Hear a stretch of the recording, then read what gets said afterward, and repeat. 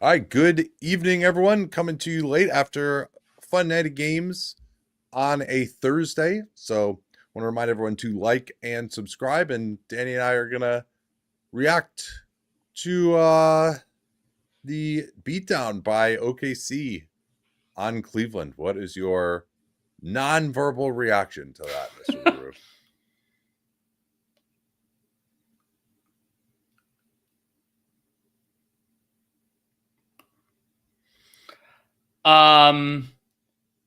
To the fouls that were called at the end of Rockets Kings.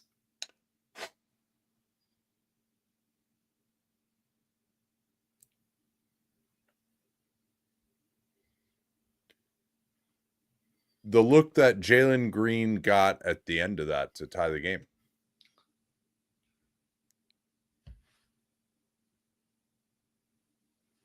Yeah, we'll have to talk about that momentarily. I want to. I do. We may have a differing opinion on that. Actually, we will see. All right, here we go. All right, welcome on to a end of the week edition of Dunc'd On. And for those of y'all who need to get more Dunc'd On in your life, which might be a smart move considering that the mock trade deadline is coming up pretty soon, we are going back to our promo code. It will apply to year-long memberships only, but you will get a massive discount on that. I'm going to actually determine exactly what that discount will be right after the show is over, so I can't tell you that. I've been watching games all day. I haven't been in like business mode really thinking about it, but there will be an excellent deal. If you want to commit to us, we will give you basically the best deal that we've ever offered, at least for a first year, via a promo code, and all of that will be in the show notes of this podcast, and of course, amply discussed on many episodes after this one. Let's start, though, in Oklahoma City, Danny, where the Oklahoma City Thunder got a measure of revenge, shall we say, for the loss in Cleveland just over a week ago. I think the way that I would summarize this game is that you and I often use the phrase the competitive portion of the game. And I have no idea what we would classify that as for this demolition. The Thunder went on a 22-2 run in the late first. And I was like, okay, Cleveland, Shea's going to be off the floor. They'll have a chance to kind of get this back. And then we'll see whether it becomes a game or not. It never became a game again. The Thunder were able to dominate. And I think beyond just conveying that point, the other thing that stuck out to me, and again, this is something that came up, these teams played a very fun, memorable game just about a week ago, was I talked during that about how one of the really, really important things that Cleveland succeeded at in their home win of the set here was they were able to prevent Oklahoma City from dominating the possession game. They were not able to do so, especially during, let's call the first half, the competitive portion. During that stretch, Cleveland did get 7 offensive rebounds, but they turned the ball over 13 times, 8 of which were steals. And that just super powered everything the Thunder were doing. Yeah, and I thought that after that game in Cleveland, that OKC would come out with a much better defensive performance on their home floor in a big game. And that's exactly what happened in that game in Cleveland. You saw the Cavs pinging the ball around. One of the first teams this year that I felt just didn't feel the Thunder. They were basically activating the Thunder defense in ways that they were able to predict, getting their guys out into space, and then their great ball movement was one step ahead of the Thunder on defense, and they never really had to play in a crowd the way OKC forces you to. So OKC made some pretty big adjustments, I thought, on the way to holding the Cavaliers to 14 points in the first quarter. Wasn't that it? 32-14 in the first, or 32 to 30. 32-14. Yeah. Yeah. And yes, the fourth quarter was 33-15 Cleveland, and they still lost by 20. Yeah. I had not been yeah. watching for a little while at that point. Yes, I turned it off at the end of the third quarter. But in any event, OKC then went crazy on offense, but it was really that first quarter that made the difference with only 14 Cleveland points. I would guess that was their worst scoring quarter of the season. And so what they didn't do is that they just didn't double team nearly as much. They're willing to switch, even if it was a matchup that maybe wasn't as preferable to them. Of course, Isaiah Hartenstein was out with a soleus strain, and they had Jalen Williams in there, and you thought that, well, the Cavs had a lot of success going downhill at Jalen Williams, the big, in the first matchup, and so that they could do that again. But instead, the Cavaliers did a lot of trying to get their preferred perimeter matchup, often Shai Gilgeous-Alexander, onto the ball handler, then run pick and roll. And what I said in the first game was that OKC's defense usually gets to have their cake and eat it too, which is they get to put a lot of pressure on the ball, force turnovers, but then they also can deny the paint by flying around behind the play. And they couldn't do either of those things in the first game. And so in this one, they at least took away the rim. They really bothered Evan Mobley and Jared Allen. I thought that putting Lou Dort to start on Evan Mobley was a pretty smart move, and that they decided they were going to be maybe a little bit worse on the perimeter, maybe get Shai away from the basket in some more of these matchups. And they didn't go to Shai Gilgeous-Alexander trying to be a rim protector against Evan Mobley and Jared Allen in a 2-on-1. Instead, they just packed the paint, kept the big back, and then also gave just a ton of nail help, which all of their guys, Case and Wallace, Dort, all those guys are awesome at that. Caruso, when he came in, and just made those guys play in a crowd, got a lot of strips. The crowd was loud. They didn't get called for fouls reaching in, and the Cavaliers got a lot of open threes early in the game, didn't make them, and then the OKC pressure and turnovers, particularly on some of the drives and passes into the paint, really just sunk Cleveland. Yeah, and I think that OKC did really benefit, if we're looking at the overall margin, from some unsustainably hot shooting. In the first half, it was 11 of 19 from three. In the full game, it was a more modest 18 of 53 because both teams just took a ton and missed a ton in the later stretch of the game. And so, they scored 75 in the first half. Some of that was the scoring quickly off of the steals, the 8 they had in the first half. Well, not only that, they had a $119 in the first three quarters. I mean, they had right. a one over.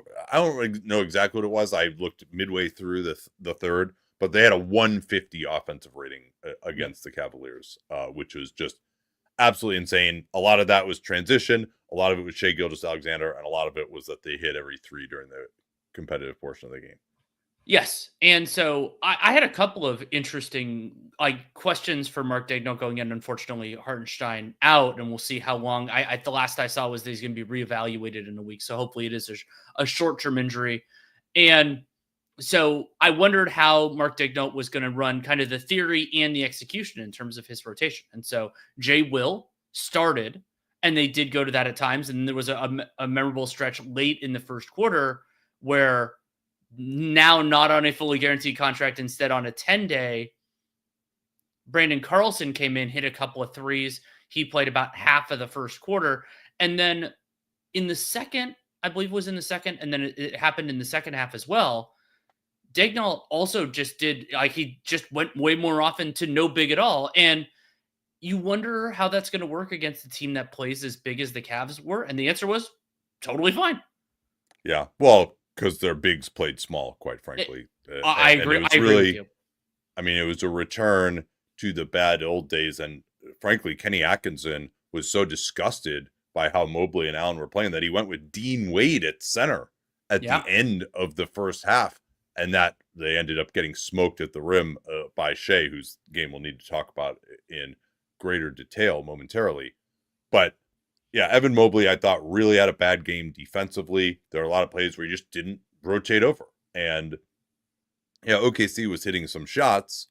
Lou Dort was 6 of 9 from three. Nobody else in the starting lineup was so amazing.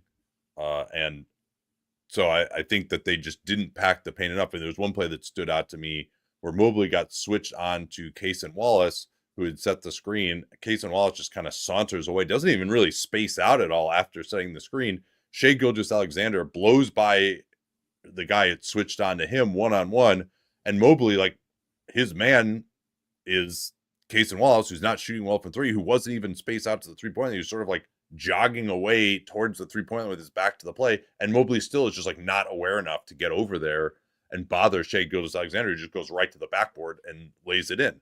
And there are just a lot of those plays where they didn't react, and then Mobley and Allen getting stripped down low happened a lot as well. So it really was a throwback to the days you hoped were in the past for Cleveland, with those guys just not being tough enough. And that was really the case in this one. I mean, Mobley only 18 minutes, 2 of 7 from the field for him. Well, and you miserable. You brought up some of his lack of activity on defense. I echo. He did a great job summarizing it. I also thought there were a few plays where Mobley just didn't compete hard enough offensively. There was one where he kind of like dribbled into a three that wasn't a particularly good look and just kind of took it instead of doing it. I mean, it's Evan Mobley has been so much better offensively this year. And I brought this up for years with Giannis, where it's like, I'm okay with if you have to take the shot, if you want to challenge it. But if it's in a circumstance where you haven't even tried anything, you haven't gotten into anything, that to me is a give up of a possession for Evan Mobley to just take what it was basically a pull up three. And so that was a part of his 2 for 7. He only took 7 shots, but of course he only played 18 minutes. And yeah, and he tried to take Dort a couple of times, and I thought did okay, but Dort kind of pulled the chair on him at the end, and he ended up missing the layup. Only really tried him a couple of times during yeah, the competitive portion. It didn't work out, but the thing was that he wasn't just getting released into space, and they were willing to switch and then make us catch us up, because they weren't doubling at the point of attack really, like, and they still managed to completely shut down Donovan Mitchell, who is a combined 6 out of 31, I believe, in the 2 games, and was a team worst negative 28 in this one. Although, no, I'm sorry. Excuse me. George Niang was negative 25 in 7 minutes, negative 25 in 7 minutes in the first half, and negative 30. Yeah, he was not built for this one. It seemed like. So yeah, the Cavs front court was the problem. The one bright spot for Cleveland and Darius Garland has been awesome lately, even as they've kind of been in this malaise. They almost lost to the Raptors, and then they did lose to Indiana, beat Indiana recently, where Mitchell did go off. But I thought Garland, particularly in that second quarter, which ended up being 43-38 until Max Strus got burned by the Max Strus rule, where they reviewed one of his threes at halftime and took it away, just like because he was out of bounds in the corner, just like in Game 7 of 2022 against the Celtics when he was on the Heat. But Garland was just like blowing by guys and setting guys up around the rim. 24 minutes, 20 points, 9 assists for him. And like, he just like blew by Alex Caruso 3 possessions in a row, got a couple of buckets, and set up a easy layup around the rim for, I can't remember who it was, or maybe it was a foul, but so that was a real bright spot when they were scoring well in that second quarter, but they couldn't stop Oklahoma City at that point either.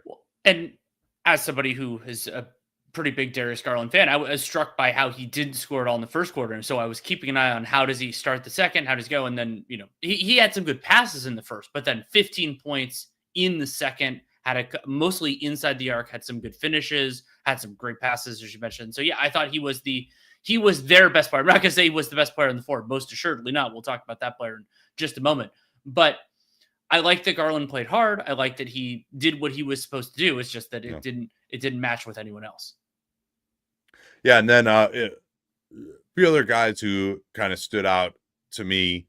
Brandon Carlson came in and did his best Jay Huff impression with 11 points, had a big stop at the rim on Donovan Mitchell when he was in there. He ended up actually being 0 in the plus minus because he was out there for that fourth quarter when everyone wasn't really trying that hard and they didn't have any of their good offensive players out there. But he really came in and contributed. I thought they would go more with the small look. They did that towards the end of the half, but he gave him some really good minutes in the first.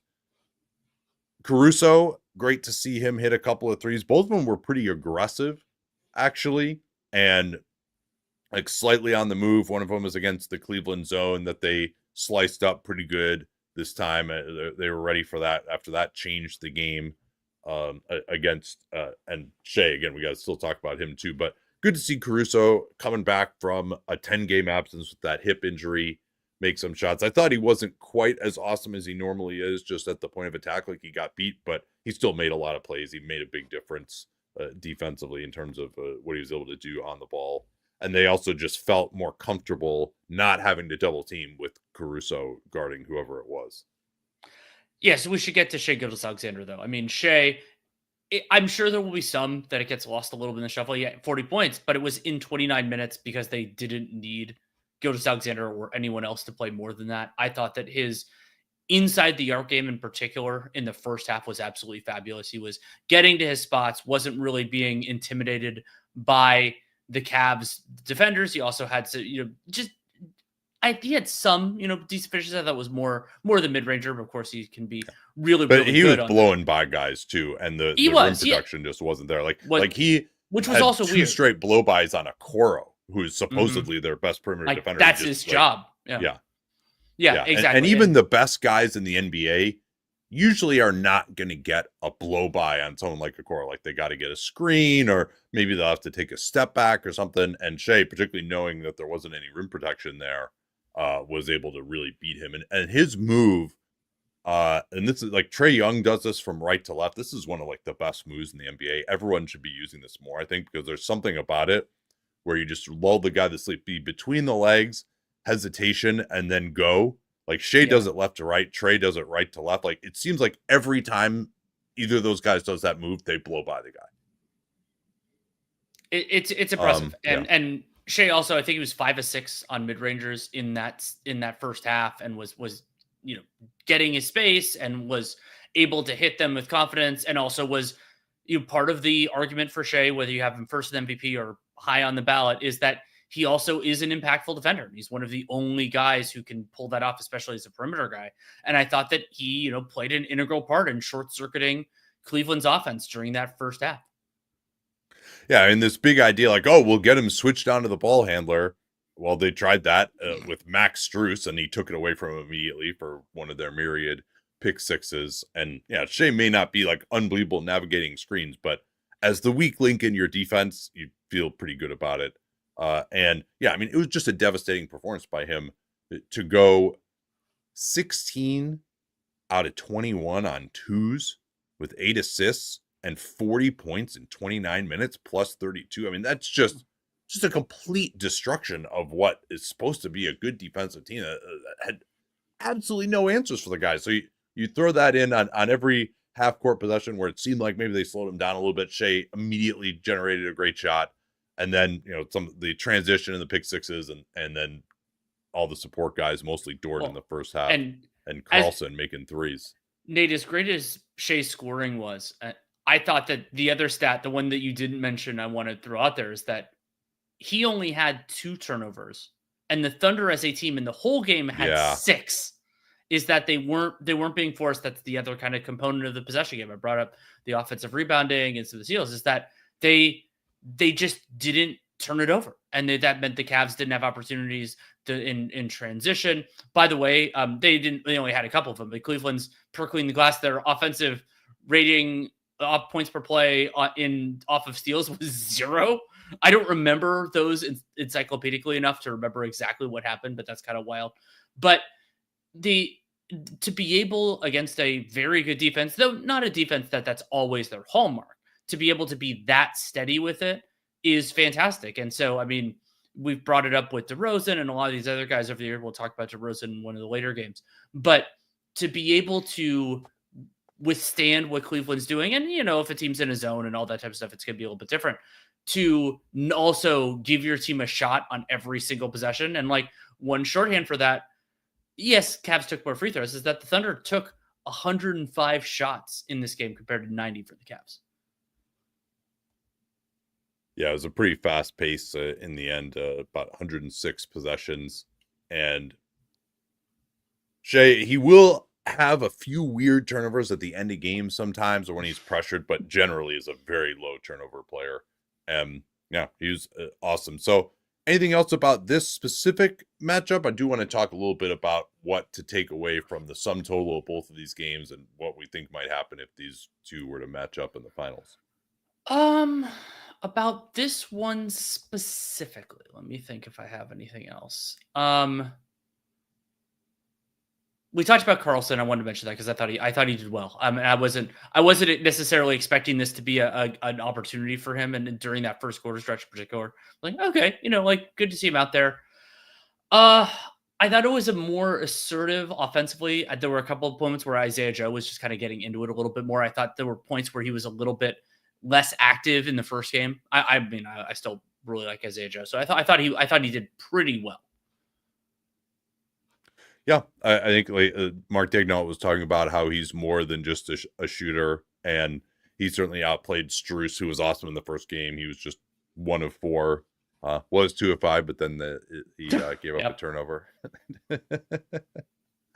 So yeah, I if we turn to just who you believe in this matchup, I think I do like OKC, particularly if they had Hartenstein and Chet as well. I mean, Chet is actually back out on the court shooting a little bit, so it does seem pretty clearly he's going to return this year, which is certainly quite heartening.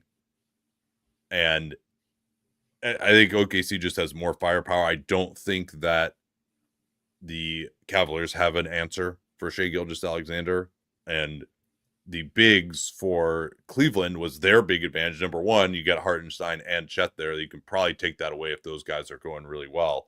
I just think OKC just has like waves of guys to throw at these Cleveland offensive players. Donovan Mitchell just hasn't looked comfortable at all against this team, which of course, like if Cleveland is going to beat anybody, like Donovan Mitchell has to be close to the best player. Like Garland has been way better than him in these matchups. Oh, I thought actually another nice little wrinkle was that Mark Daigneault just put Caruso on Ty Jerome when he came in, just knowing shut him down. That like what they did last time where Jerome went crazy because they had their best defender on Garland in that. So they're like, okay, we think they're going to run everything through Jerome now. Why else are you putting him in? So we'll put Caruso on. Jerome actually beat him for an and one, which is a nice play, but nonetheless, I think OKC just has so many more ways to play, so many more things that they can do. I do think maybe Atkinson is a more creative coach, but ultimately, I think just the athleticism, how hard OKC plays. I think home court would actually be a huge thing in this matchup. I think this OKC team in their home court, just the way they play defense, is just going to be really difficult to beat. Yeah, and we'll talk about it when we do Cleveland's trade deadline preview, whether that's today or another day, about whether the things that they have that they could potentially improve, which, they're still an extremely good team. They finished today 34-6. These teams are now identical, 34-6 records. But one of the things that I was thinking about during this one was just, I don't know exactly how you fit this in, especially to maintain some of what they've been doing offensively. But if it's not Isaac Okoro and he has these offensive limitations, by the way, Isaac Okoro, a lot of it was garbage, but he was 1 for 8 garbage time, but it was 1 for 8 from 3 in this one.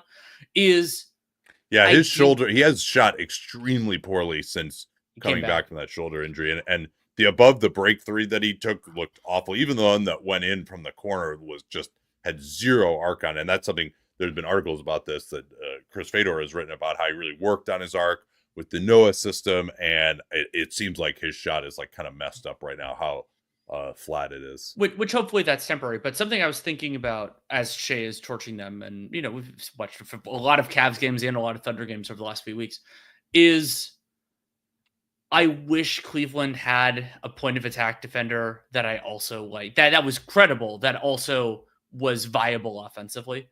And that player, the beautiful thing. Well, that's not Dean Wade to you.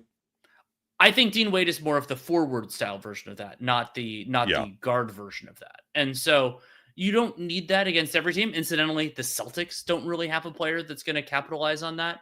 But I often think about the playoffs more conceptually than specific matchups, because you know the types of players and the types of teams, rather than, they don't have the Jokic guy or anything like that. And so you're going to run into a dominant offensive guard at some point if the goal is to win 4 series. And so Cleveland not really, the Bucks have this problem too, not really having I at one point I was like a Derek White guy, but you're never going to get somebody as good as Derek White, but somebody who can credibly defend and also be defended it's a luxury, but if you're trying to be as good as the Cavs want to be now, it's probably a necessary luxury. Yeah. And I would just say that to me, what took place with Cleveland just totally slicing up the OKC defense in the first game was the biggest aberration Agreed. of all these. Now, Cleveland did score pretty well the next 2 quarters after that awful 14-point first quarter, and they didn't shoot it very well in this game. They usually do shoot it well. So I think they'll play better on offense than they did, although OKC will have more defenders as well. Yeah, I mean, so the way I would describe it is that if this was a series, I would pick OKC, knowing what we know right now, I would pick OKC to win it. But if Cleveland had home court, it would get closer. Let's get to Sacramento and Houston now, and I'd love to just take us down to the end of the game because there's so much interesting stuff that happened here. We'll get to the meat of the game in a moment. So we'll pick it up here. We're not going to go through necessarily every single possession, but there's a lot of stuff that stuck out to me. Number one is Kings go up 114-105 on essentially a personal 10-0 run by DeMar DeRozan. And they ran the exact same cross screen play 4 times in a row. Dillon Brooks was on DeRozan, and most of the time they're able to get Brooks through that cross screen. DeRozan had it 17 feet from the basket, not an incredibly threatening position. And DeRozan just worked Brooks twice, once in the post for like a quick spin move. There was no help there at all. And then the other time he just shot right over him. And I thought DeRozan really... he's such an interesting player to defend. And today I would say too, kind of showed my theory of like DeMar DeRozan, this is the same DeMar DeRozan he's always been. It's just that the Kings haven't given him the ball as much. Like he's just as capable of doing all the stuff that he's been doing, at least last year. I don't know if he's as good as he was 2 years ago when he was insane, but because it's really hard to predict exactly the guy that's going to cause him trouble. I think that guy is probably a really athletic guy who has at least some strength, but has enough length and bounce to kind of lay off of him a little bit to not commit a foul and then still contest his jumper once he's actually committed to jumping in the air. So you don't jump in the air and foul him in the pump fake. Well, Nate, what's so wild about it is part of what excited me about this matchup was I thought Houston has some of those guys. Houston has Amen Thompson. And I wanted to see which of those guys would work. Exactly. And so Amen, and I mean, Tari Eason's just coming back from injury. I think he missed 10 straight, something like that. He did play in this one. But it was, Ime Udoka pretty much giving Dillon Brooks the assignment as much as he could. And I mean, Amen had a lot to do in this game. We'll talk about that. But I it was so interesting. And I mean, I would, if Jabari Smith were available, that would have been interesting to see as well. But he is currently, of course, on the shelf. So yeah, DeRozan, and you talked about like what he is, and just so we have the stats out there: 31 points, 12 of 23 from the field, as you'd expect. It was a vast majority from 2, and 4 assists. And as is DeMar DeRozan, only 2 turnovers. The Kings as a team only had 12. And so they run that play 4 times in a row. Twice DeRozan scores on Brooks. And Brooks, I think the problem with him, he's strong enough at least to not get back down, but he just doesn't have long enough arms or enough athleticism to get off the ground and really contest DeRozan. If DeRozan could just spin off of his body and get away from his body a little bit, then he just was very comfortable. Can I make an analogy here? I thought of this during the game. It reminded me a little bit of Nembhard Brunson, where it's not that he was in the wrong place. It's that he wasn't doing enough that he wasn't affecting the shot as it existed. Yeah, like once DeRozan could get the ball above his shoulders, he had no fear that it was going to get blocked or anything. And so then the other 2 times on that possession, they double teamed. You could hear Udoka screaming on the broadcast, go, go, go. And they immediately swung it to the weak side. One, Malik Monk, great pass fake, got himself open for a 3. And then the other one, it was Murray in the opposite corner. So they put their 2 best shooters on the opposite side. played out of that. That was great. And then they literally never timeout Houston, and they never ran that play again. The next two possessions, the Kings turned it over. Houston would just have these crazy advances and then lulls in this game, mostly fueled by the feedback loops of their team, because their entire team, as particularly with Van Vliet out as he was in the second night of a back-to-back in this one, is a feedback loop. And so they immediately get 2 steals. Şengün actually got he got deflections on 3 straight possessions in the end, and they don't go back to that play. They never ran it again in the entire game, which, okay, I understand if you want to change up coming out of the timeout when all they did in the timeout was talk about that, but go back to it at some point. Or you run that same play and then have like a decoy off of it. Would be the other thing before I forget, I was thinking in this game about how it's kind of funny that Sabonis and Şengün kind of defend each other reasonably well because they do things that the other one can handle. Does that make sense? Yeah, I want to talk about that matchup as well. Okay. Sure. We can talk about that. So Houston gets right back into it, and then let me see what happened after that. Yeah, then meanwhile, Houston also is going up against the zone, and Amen Thompson just had 2 atrocious turnovers at the top of the zone as the Kings tried to pressure him. And that's it. I'm hoping to see more of Thompson as the point guard. Even with Van Vliet out, they didn't really go that way. They still more had him in the dunker spot. He had some nice interaction with Steven Adams. I talked about how Steven Adams was so good playing with Russell Westbrook, and I think that Amen Thompson actually has a lot of similarities in how he plays offensively to Russell Westbrook on the ball. And so that was a great combination. Amen had some pretty ridiculous plays there, but just some atrocious turnovers by him, leading to like dunks by the Kings out top. And so finally they put a man on DeRozan, and DeRozan stops him, blocks his jumper.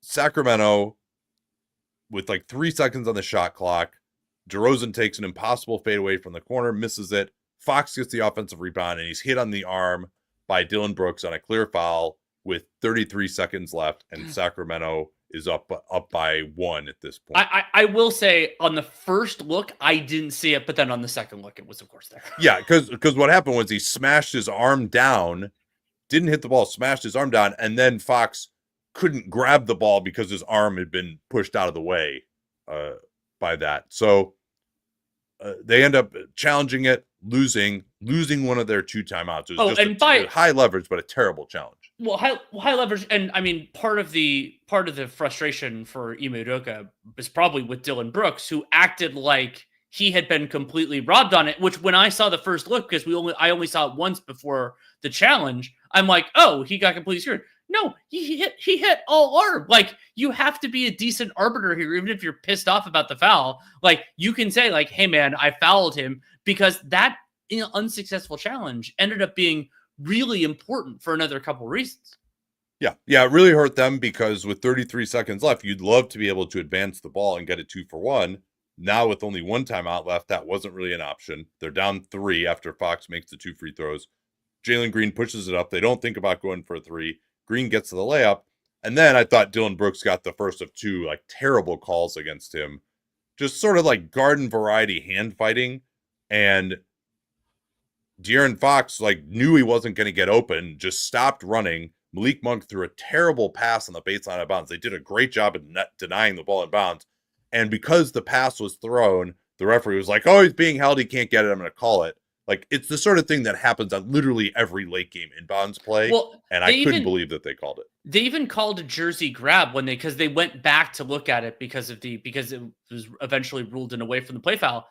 I don't believe there was a jersey grab truly at all. I think it was more very limited. It was more of like a touch and lift rather than a grab. And it wasn't what stopped Fox. Fox stopped Fox.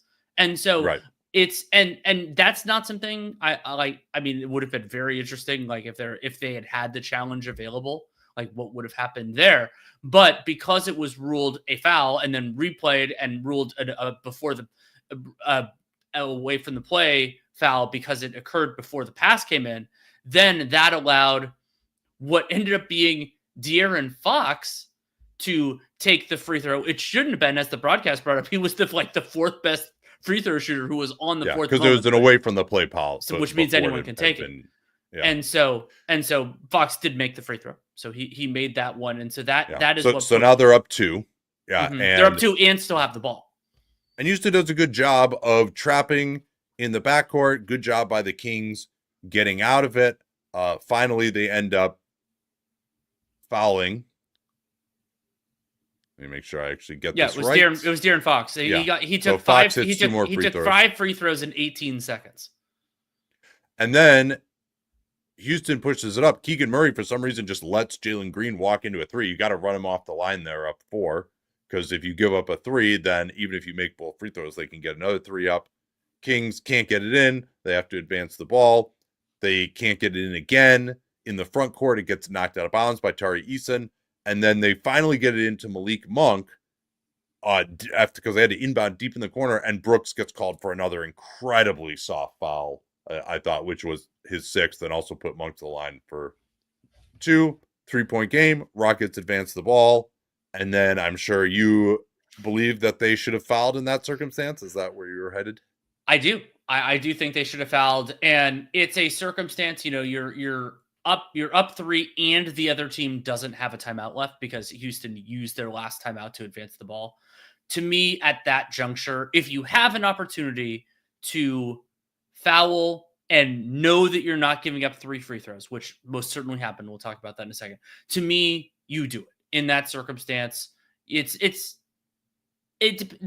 is some circumstance dependence on whether it's, like, to me, a clear call or a tough call, but to me, it is the call that I would make. And in this circumstance, it happened because the ball was inbounded to Alperen Şengün with his back to the basket, which then led to the handoff. We'll talk about and all that inside stuff. The 3-point line, and inside the 3-point line, where right it's like so there is zero risk that they would that you could get burned on if you foul in that moment. They had the opportunity, did not do it, and so I'm interested to see the counter. So I disagree with you that there is zero risk. I mean, number one, I'll say I think they should have been switching. If you see the personnel is on the floor, it was like Jeff Green, Amen, Şengün, Tari Eason, and Green. It's like maybe it's Aaron Holiday. They're obviously running the play for Jalen Green. It's the only guy they're going to run it for. For him to get that open was really poor execution. They should at least have switched these or even double teamed him coming off the handoff. He's going to get the ball. So that I thought was poor. He got a great look going to his left, just couldn't knock it down. He had another really efficient game, by the way. This is like a ridiculous. Oh yeah, I want to talk about Jalen Green a little later. Sure. But here, so you say it's zero risk. Sabonis had fouled out. That's true. They have Trey Lyles, and then the other team has Steven Adams and Alperen Şengün. So I don't think you want to get into a intentional missed free throw situation there where they could tie the game because you just don't have anyone to box out these behemoths. I would guess that's why Doug Christie didn't go that route. It could just be that he's also just super old school and doesn't believe in it anyway. Here's the thing. I think that there is a rationale, but the big reason why I don't think that was the rationale is, like, if you're gonna do that, then you have a switching group out there or something else to not concede the shot.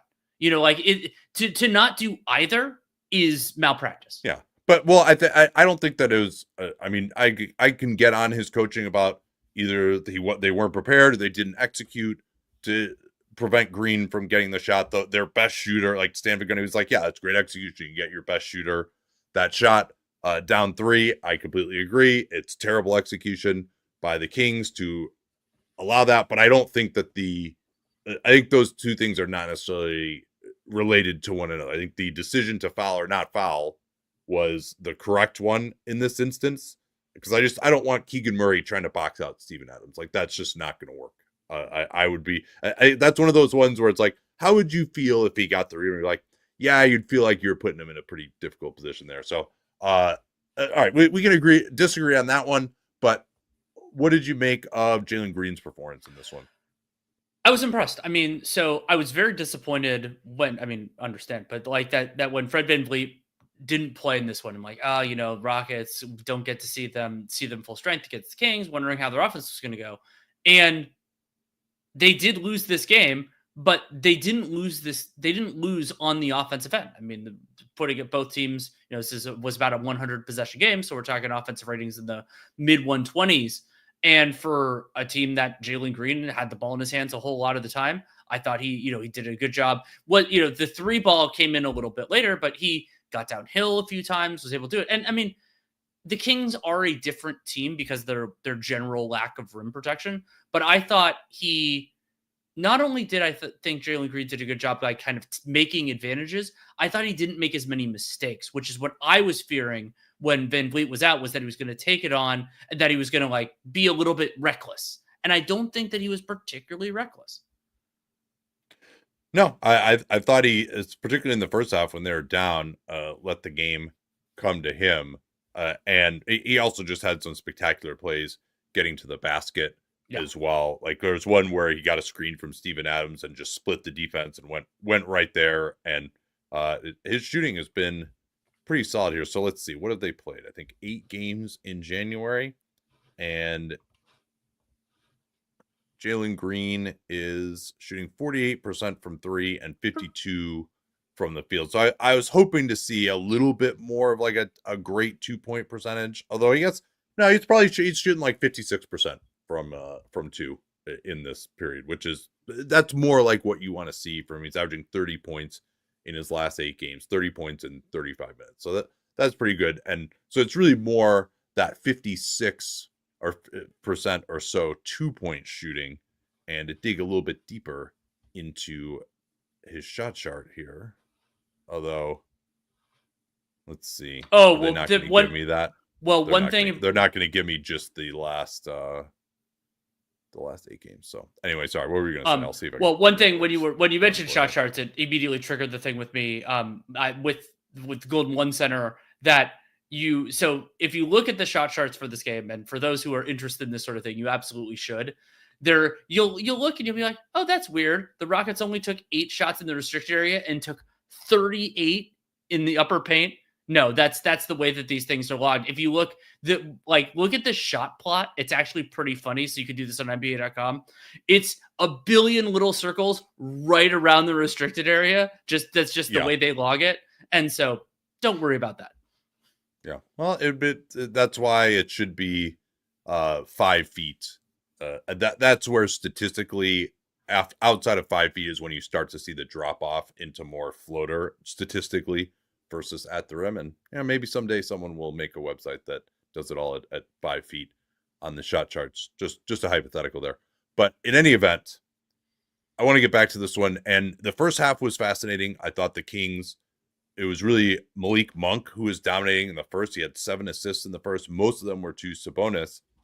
And like this was kind of a proof of concept game for the Kings in some ways, where even with all the perimeter bodies the Rockets have defensively, they're able to score exceedingly well. And it's just so important for the Kings to actually hit shots. Like when they actually hit shots, like they're pretty unstoppable, honestly, because you're just not going to have 3 guys that could guard DeRozan, Monk, and Fox. And Monk in particular, he's another one of these guys who, if you don't have the right guy on him, you're not prepared, like he's going to absolutely kill you. Yeah, he can torch you. And I know this isn't exactly what you were saying, but and again, Stan does a great job. But I was going crazy late in the game when Van Gundy is waxing fairly eloquently on like Houston's shooting limitations. And I'm like, buddy, the Kings take almost as few threes and make almost as few of them as the Rockets. And they're the team that's shooting unsustainably well from 3 this entire game. And they're somehow getting a pass on this. Like these teams are basically equally bad shooting overall. And the Kings, they were 14-33. The Rockets eventually got to 12-33 with a hot stretch at the end. I think they made their last 5, or 5 before the Jalen Green one at the very end. And so it's like, so you were mentioning hitting shots, I think with DeRozan and all that, you meant the 2s. But like that's another reason this Kings offense looks so good, is that they actually hit their 3s for one of the rare times this season. Yeah, that's what I was talking about. And just to finish up on Monk, like he's a different kind of pick and roll player than a lot of guys, and particularly because it's rare that he's just sort of lining up the pins. They're usually bringing him out of the corner, turning the corner to his right hand. He's gotten much better left hand as a finisher, but he's really good with his right hand as a passer. And so what he was doing is Sabonis will come up and set the screen or give him a handoff, but generally Sabonis is going to roll out of there early because he knows that Malik Monk, once he has a head of steam, is just going to get past his man. He doesn't really need the screen. He just kind of needs the threat of the screen. And so then Sabonis can roll out of there and with Monk going so fast, he can get by his man and put the opposing center in a really difficult situation 2-on-1. And Monk was just throwing some incredible passes. Like he had one wraparound pass with his right hand to Sabonis. He was just setting up Sabonis over and over again. Sabonis had a huge first half as well. And then he grew a lot quieter in the second. He had 14 points in the first half and only 6 in the second, ended up fouling out. And then, yeah, you wanted to talk about the Şengün Sabonis matchup? Well, yeah, it's interesting because you think about what those guys are offensively and what they're not defensively. And so neither one of them is like the most amazing, necessarily like moving their feet in space, reacting and all this type of stuff. But they also like, they can be there. They can like, you know, it's not necessarily always the greatest contestant. Şengün they're doing more with that. But so it was interesting. Like it's not a non-aggression pact, but it just seemed like both of them did a reasonable job. Yeah, I thought it had some interesting ebbs and flows throughout the game. I thought Sabonis was really good in the first half on the Şengün post-ups. And Sabonis is like, he does the thing that Marc Gasol does. Every young post player needs to learn how to do this. Because in theory, when someone is posting you up, you're not allowed to put 2 hands on them.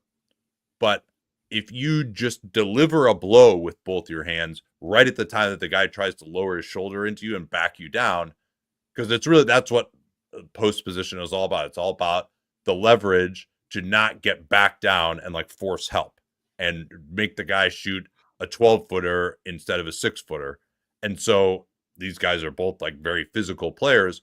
And Sabonis, you know, Şengün, I think has like a little bit of weight on Sabonis, but not a ton. So every time Şengün would try to back in, so if you look on YouTube, I'll show you, he would just use 2 hands, go boom, like this, right as Şengün would lower his shoulder, and Şengün would just kind of get stood up and wouldn't be able to continue backing down and would end up having to take kind of a tough fadeaway or a difficult hook shot. Marc Gasol was the master of that. Like if you would watch, like one of the best series of post defense that I've ever seen was him guarding Joel Embiid in that 2019 series. And that's what he would do. And that technically is supposed to be a foul, but if you just do it fast, the referee is not going to make the call. And, you know, you can't extend your arms like way out, but you could just sort of like meet him with your arms. Don't let the guy get the shoulder into the chest because then you're going to get knocked backwards. So right as he lowers his shoulder, boom, just like that. I actually hit the microphone. That was a little hard.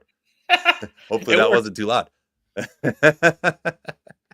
That's all I can do. My lower body doesn't work anymore, so I just have to play basketball with my upper body now. So that was really interesting. And then I thought in the second half, particularly in the fourth, Şengün was just like so much more aggressive. Sabonis also started picking up some fouls, so I think he couldn't be as aggressive himself defensively.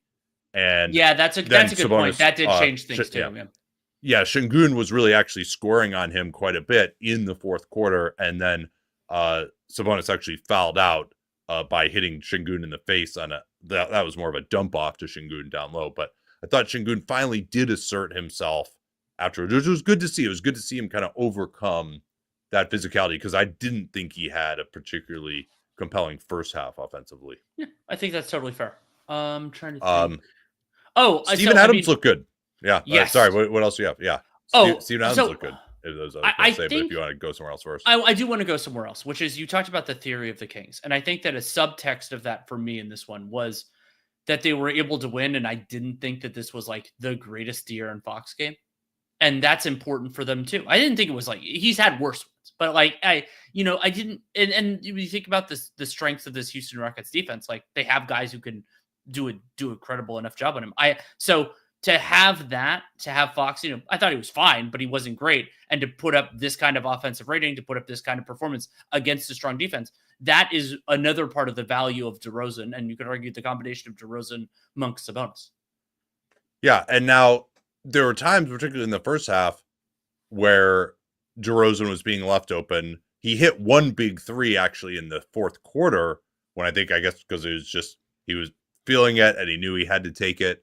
He had a big corner three. I think it was Monk. It might have been Fox who set him up. But in the first, he's just sort of chilling in the corner. Didn't do much offensively because Monk really had it going. And you're kind of like, okay, what is the point of him here in this lineup? But and then they would throw it to him, and he somehow would just end up with the same contested mid-ranger, like some of the stuff we've been talking about, where just like somehow his 3-pointers are actually like really bad quality shots in terms of how contested they are statistically. So even when you weren't guarding him, he wasn't really able to generate anything better than he would if you just threw it to him for an isolation. He just has never been great attacking a closeout. But then also he was able to go crazy in the fourth because Fox was the guy who had it the least, and they put a men on Fox, and he did a good job on him. But that let some of the other guys get off. Ryan, I don't know if it is Ryan. It's R Verdusco 34. Is Ime moving up your coaching rankings? And he says this group being one of the best defenses in the West. What have you thought of Udoka in this game and just in general? I think he's a very good coach. And I mean, that isn't the reason he was fired in Boston in the first place. But he has one of the big things that I fixate on with coaches is are they maximizing their talent and putting players in a position to succeed, especially defensively, because in ways we can kind of, there are times when that's easier to identify because offense is so talent driven. And so, you get into like, that's more like maximizing the groceries in a little bit of a different way. And, Şengün is by clearly the best position he's been in to succeed. And while I think that saying like, oh, well, this Rockets defense being this good, they do have very good perimeter personnel. And so like they have more wings than you could shake a stick at. They have Fred VanVleet, who's a very good defensive point guard in his own right. But also like Jalen Green being bought in, playing hard, doing what he needs to do out there. So yeah. And also it's pretty Nick Nursey, but the Rockets being 8th on defense in some ways by embracing their strengths and weaknesses. Like I would like to, I would enjoy 8th on defense. No, 8th on offense. Oh, 8th on offense. Yeah, despite their apologies. They're 4th on defense. Despite their limitations in offensive personnel, and really why I said it's Nick Nursey is that we saw this a little bit with the Raptors, where it's like, oh, well, our half court offense isn't that great, so we'll do 2 things. We won't play in the half court as much because we'll try to get steals, do everything else, but also we'll work hard on the offensive glass. And so for the Rockets to be able to make that work, I don't think they're the 8th best offense. I think they will regress to the mean a little bit there. But again, identifying what they can, what they cannot do. And I mean, I don't think it's his fault that Şengün has had these weird finishing problems this year. So yeah, I think Udoka has done a very good job. Yeah, Şengün's his at the rim is getting better. But yeah, some of the floater stuff is not looking as good as it has in the past. So yeah, Steven Adams has an 8.9 net rating on the season. That's it's interesting that he, Aaron Holiday, and Jayshawn Tate have all played 300 or fewer minutes, but they actually have some of the best net ratings on the team. And like I thought he looked good out there. Like he started off the season pretty slowly. Of course, he missed basically a year and a half, and he would just kind of miss games in like the middle of the week for injury maintenance. You're like, did he hurt himself again? What's going on? But particularly in this stretch with Jabari out, I think he's been back to being an effective player. I mean, he's just laying the wood on these screens. He's a great combination with the men. You're like, well, neither of these guys can shoot. Well, but Steven Adams can lay the wood on the screen. Then he can go set a Gortat screen. And then he and a man are going to just get every single offensive rebound too when they're out there. And I thought like Adams looked pretty spry. He had like one block where he kind of came out of nowhere a little bit. And the one play he had that I wasn't a big fan of was he just like demanded a post up against Trey Lyles and just like went absolutely nowhere. That was like kind of weird. I can't remember the last time Steven Adams demanded to post up, particularly because he's better on the left block. Like the one move that he had is like a spin move towards the baseline from the left block, but that's been years since he broke that, since Oklahoma City that he broke that out. Trey Lyles is much smaller than Steven Adams, but yeah, that was surprising. Yeah. But no, that's definitely for him to be on that front. Yeah. On that front, like the Kings just total lack of a backup center. Like, I mean, Sabonis was, and part of this was the end after Sabonis fouled out, but like they were outscored by 11 points in the 10 minutes Sabonis didn't play. And I thought that was pretty earned. Yeah. And Trey Lyles, he's just having a really difficult year shooting, although he's been doing better lately. I think one of the things I want to dig into the 50 and 60 is just how it is that they've been better in the Christie era. I'm guessing we're going to find that all of a sudden they're making a lot more shots. So yeah, Trey Lyles is actually up to 36% from 3, but he was, and he's shooting 38% over his last 10, but he was 1 of 6 in this one, but hit his first one. And that was actually kind of important, I think. A few other notes here on the Rockets. I mean, they're actually starting Jeff Green, and Jeff Green, of course, had to turn back the clock. Huge dunk coming down the lane, and he's no great shakes. He even had to take a mid-ranger off the dribble at one point that somehow rimmed in. Going up, I think he was going up against Keegan Murray, like one of their better defenders. But one of the things that stuck out to me about the Houston offense, and my biggest criticism of Udoka, is just it still all moves too slow. It's too station to station. They end up with these possessions where, like, Jeff Green gets it on the left wing with 10 in the shot clock, and he just goes into an isolation against the Kings' best defender. Or every time Şengün gets the ball at the 3-point line, he just fucking holds it. Like, he'll do this ridiculous shot fake that no one is ever going to go for because he's not going to shoot as, like, semi-contested three. And then he'll jab step, and then he'll pump fake again. And then he'll, like, sort of try to back to the lane, but he's not going to blow by his guys. So he's got to go into a spin move. And, like, yeah, but the whole defense is now loaded up. So, like, catch the ball and just go if you're going to go before the defense just loads up. And I thought the Kings in the first half did a really, really good job of packing the paint against the Rockets. And then in the second half, they just were turning it over so much and getting hurt on the offensive boards and all the stuff that Houston does.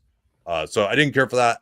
Like Cam Whitmore, Tari Eason both took some atrocious shots in this game.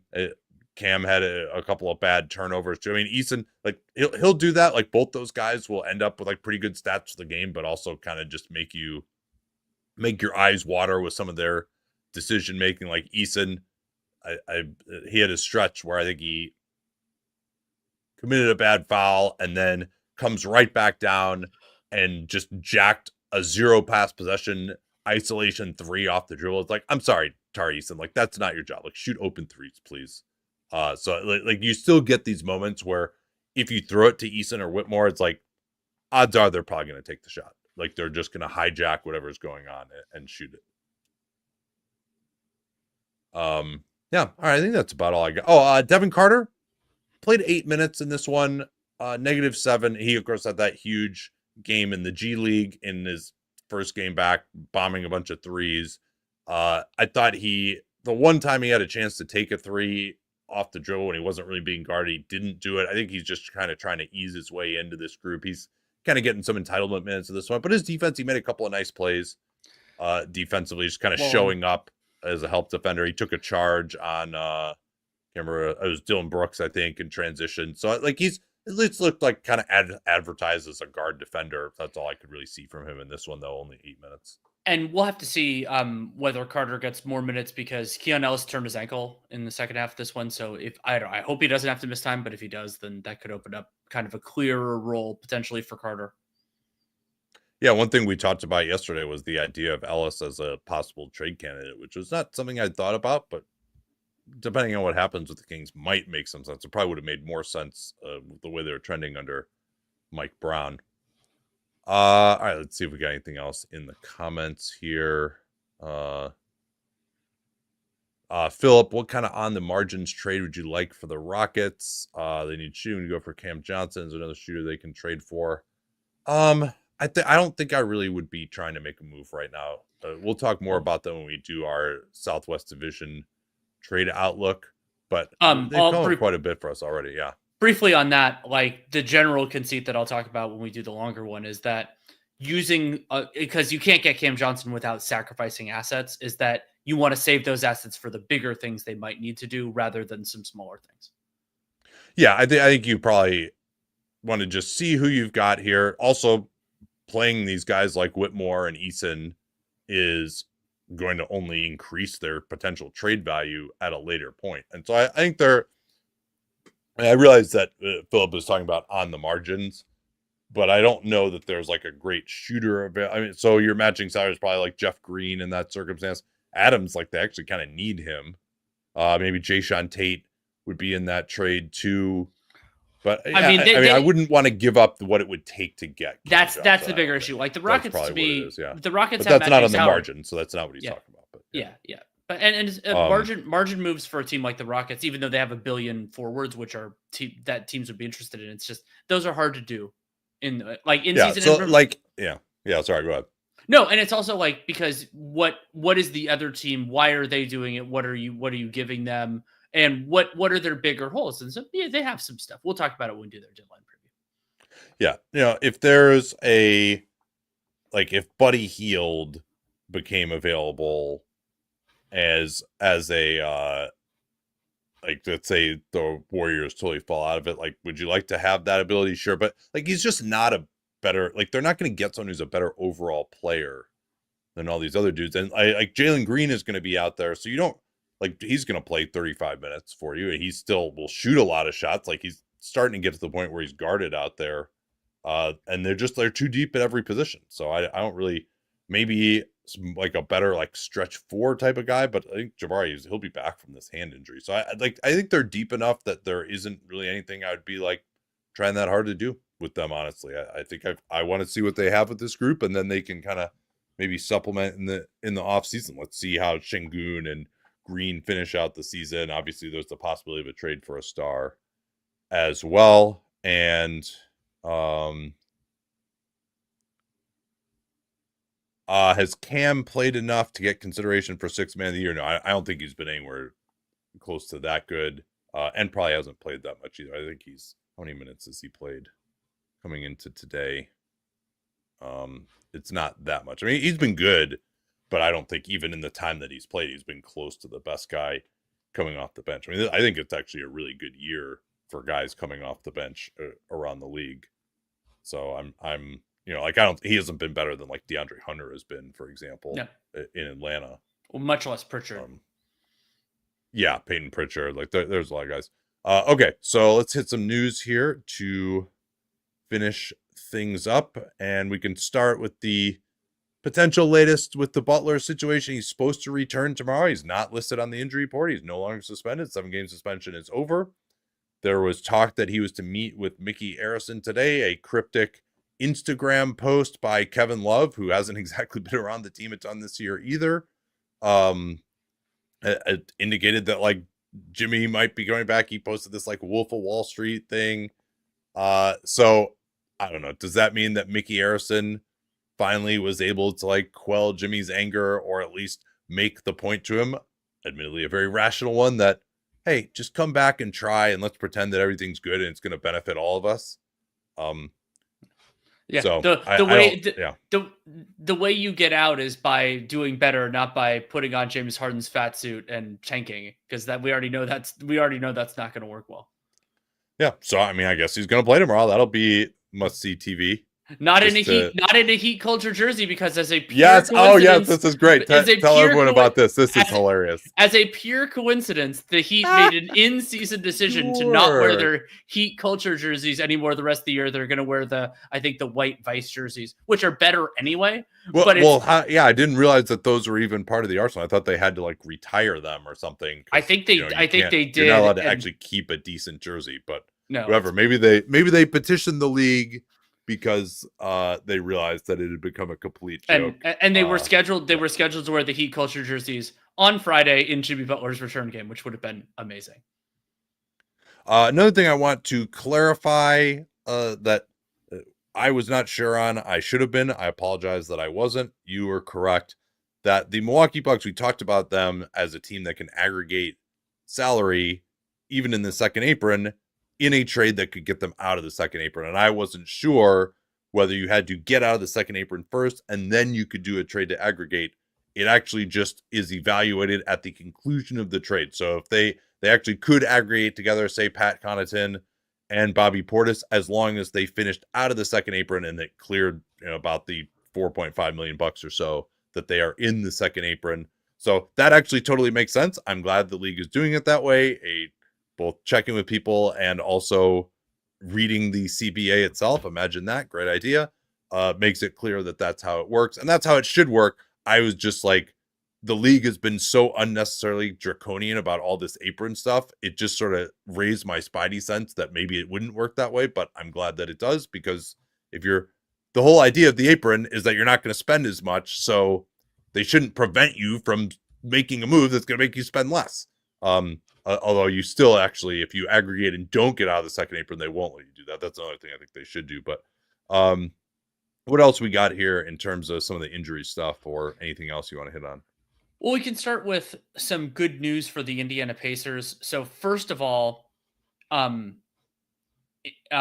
Tyrese Halliburton, it doesn't seem his injury was severe as you and I feared. He played in their win over the Detroit Pistons on Thursday. 34 minutes, 17 points, 0 turnovers, was plus 10. He had a nice big dunk in transition off that left leg. They called it a groin strain, apparently, rather than a hamstring. So, no, nothing to worry about, folks. The groin is so far away from the hamstring. That couldn't possibly be related. And then Aaron Nesmith came back. He only played 9 minutes. There was a flagrant. Did he get ejected for that?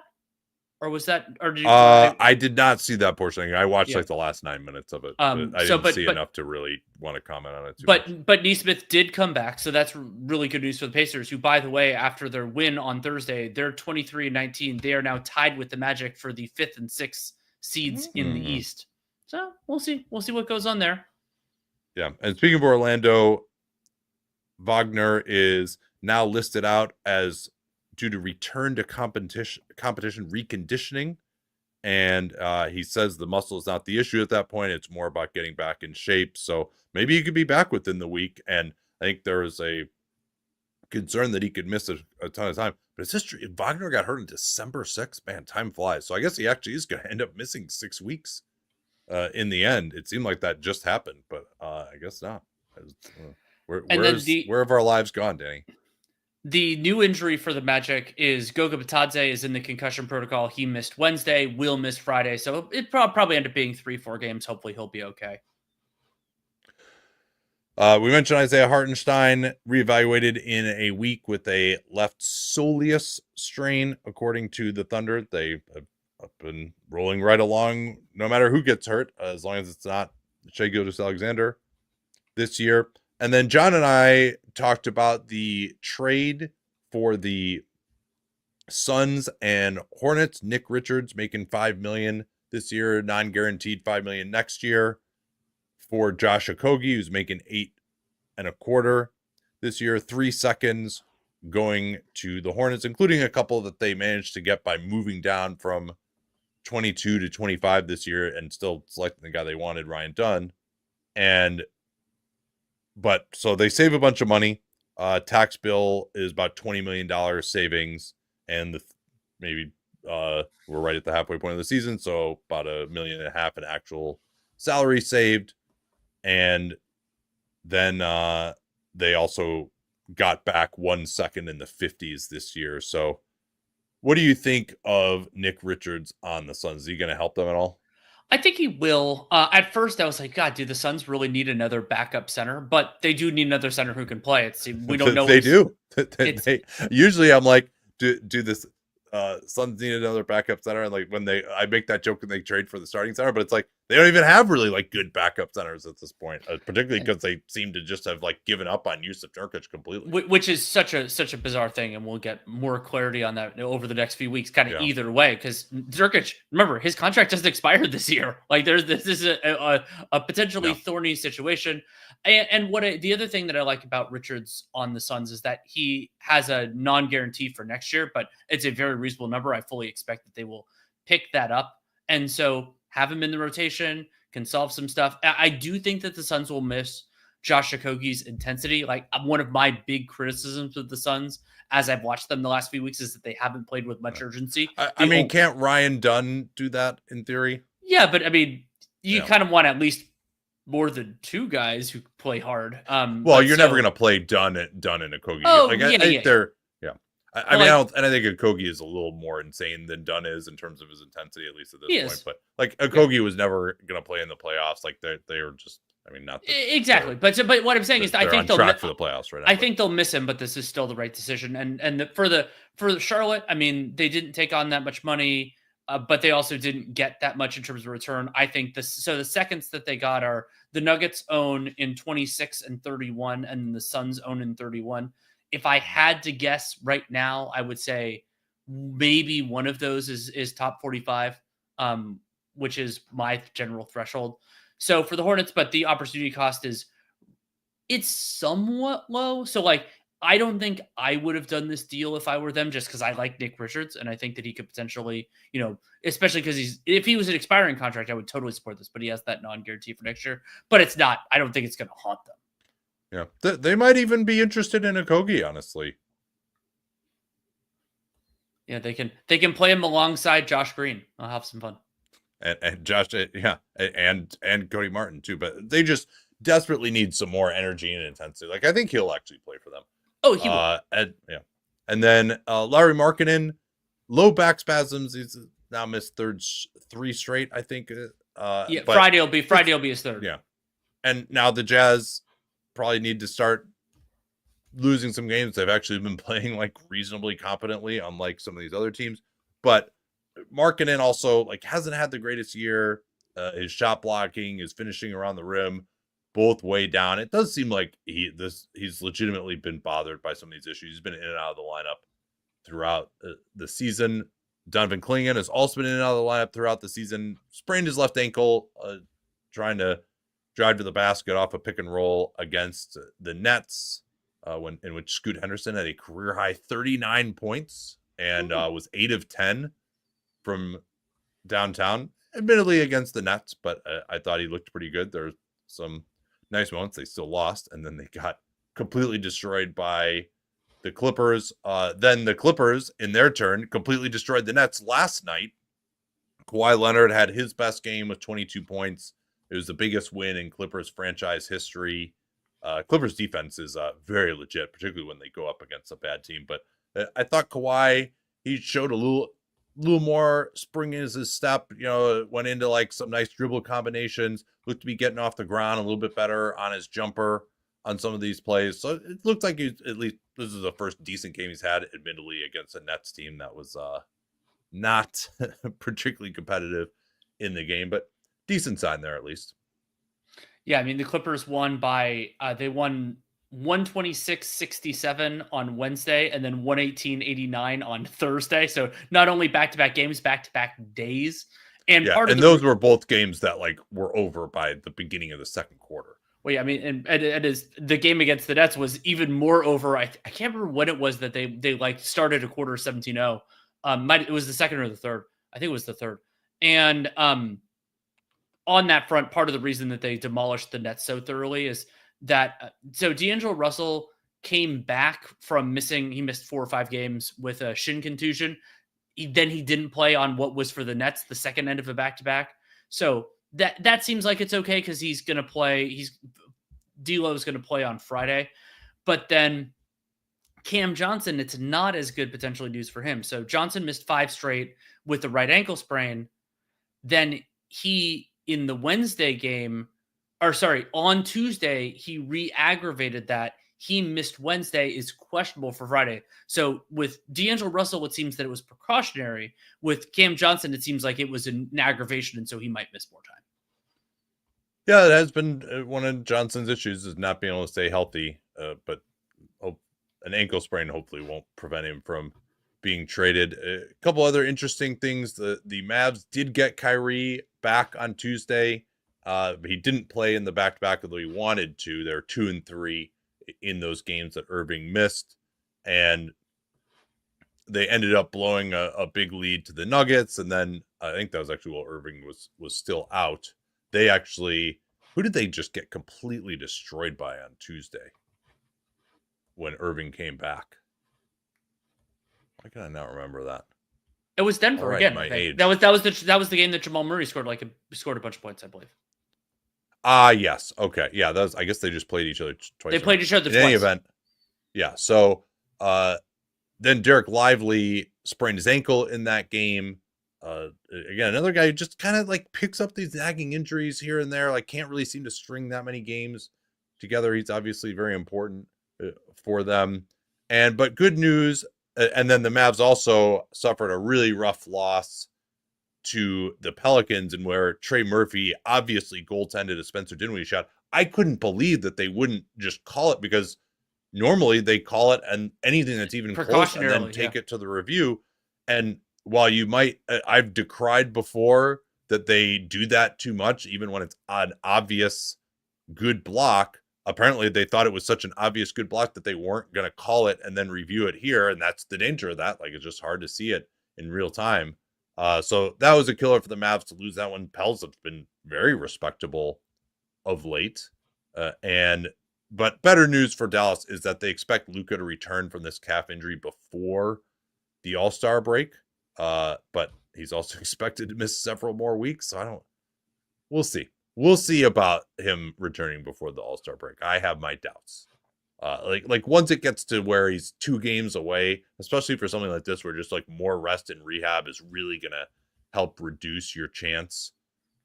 Well, maybe the one thing that they're concerned about is that he's going to like go party over the All-Star break. and especially if he doesn't get selected in All-Star because he's missed too much time. And so they want to like make sure that he's like ramped up and like ready to go so that he doesn't just like lose all of his conditioning and then come back and re-injure it. Maybe that's what that's about. That's probably too speculative at this point. It might be. So Nikola Jokic, he wasn't listed on the injury report, hurt his right elbow allegedly in warmups on Wednesday against the Rockets. Hurt it? I mean, maybe it like started swelling up or something, but I don't know if he like. Yeah, it was yeah. Something happened to his something happened to his elbow. Didn't play against the Rockets. The Nuggets lost that game by like 20, and then he is listed as questionable for their game on Friday against the Heat, the Jimmy Butler return game. Yeah, Golden State got Gary Payton II back. Draymond Green still did not play in their victory over the Wolves. Really bad loss at home to the Wolves. They were down 34-12 in the first quarter, scrabbled their way back, and then they just Naz Reid switches on to Steph Curry, totally loses him in a tie game, and Curry hits the corner 3 in the last minute that put Golden State up, even after Golden State tried really hard to blow it in their amazing fashion, with another inbounding turnover in the last minute.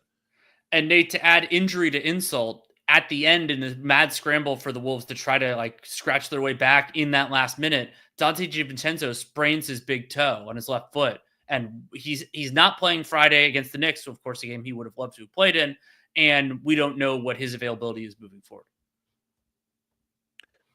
Yeah, so that was definitely a really rough loss for Minnesota. DiVincenzo's been starting. He had a really nice game, and that one had 6 threes against Golden State. Anthony Edwards had a 3 to tie it in the last 20 seconds after Golden State let them back into it, and just was not able to knock it down in the end. And yeah, Golden State, they started Guy Santos. Kyle Anderson has a hamstring issue, so you got to imagine he's going to be out for at least a week or 2 as well, with Draymond already out as well. And so that's Golden State shot 18 of 36 from downtown, but it seems like they just are not going to win games unless they make a ridiculous number of threes. Though, in fairness, Minnesota also shot 46% from downtown. And then former Wolf, Karl Anthony Towns, right thumb issue. He's got a bone chip in his thumb. Apparently, they're also calling it a right thumb sprain. Didn't play against Philly, which they won in dramatic fashion.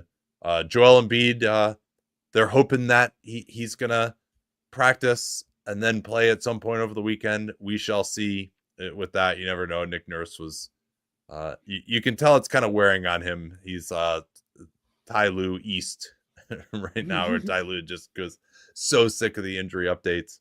So we'll see if Towns can return in that one. And then finally, Celtics, their process. We got a little information on that.